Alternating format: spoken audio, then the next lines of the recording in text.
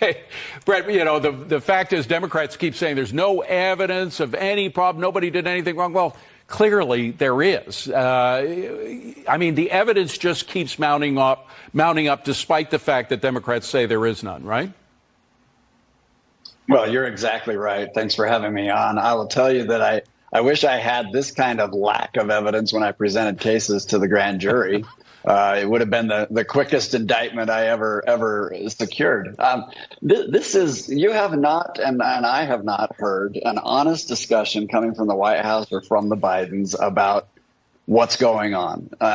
I think they got themselves caught. I don't think they ever intended to even discuss the issue of a pardon because they had a sweetheart deal.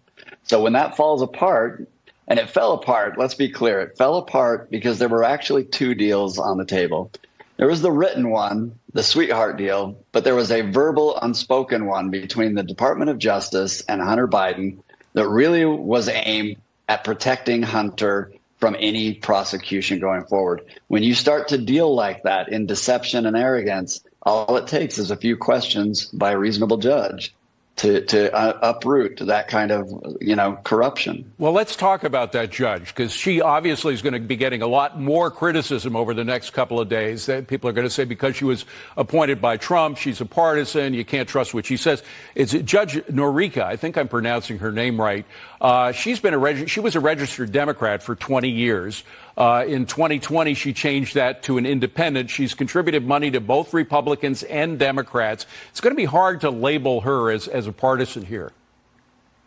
Yeah, it is. And keep in mind, it's really the senators, the home senators, that select these judges. And then it's a process of. And by the way, forgive me for interrupting, but we should mention both senators from Delaware are Democrats, and they approved of her nomination. Go ahead.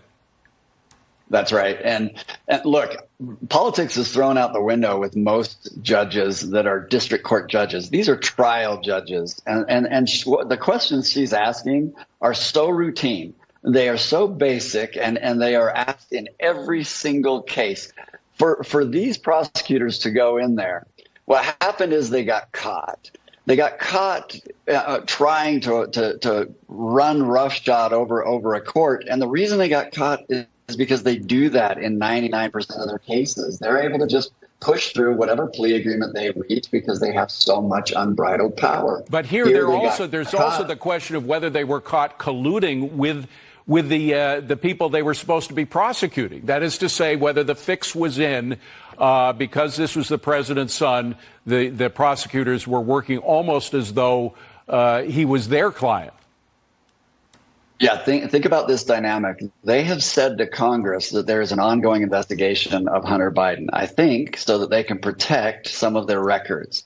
Now they get into court, questions start coming. They have to acknowledge there's an ongoing investigation and that they can't rule out bringing a prosecution. Otherwise, they look dishonest to both the judge and to Congress. This threw the defense into a tailspin. And then you saw it blow up, and the judge simply said, "Hey, get your act together." Brett, I'm getting a wrap, but I have to ask quickly: what happens after they have a chance to talk this thing out? The prosecution and Hunter's lawyers is there going to be a plea deal at the end, or will she throw the whole thing out again?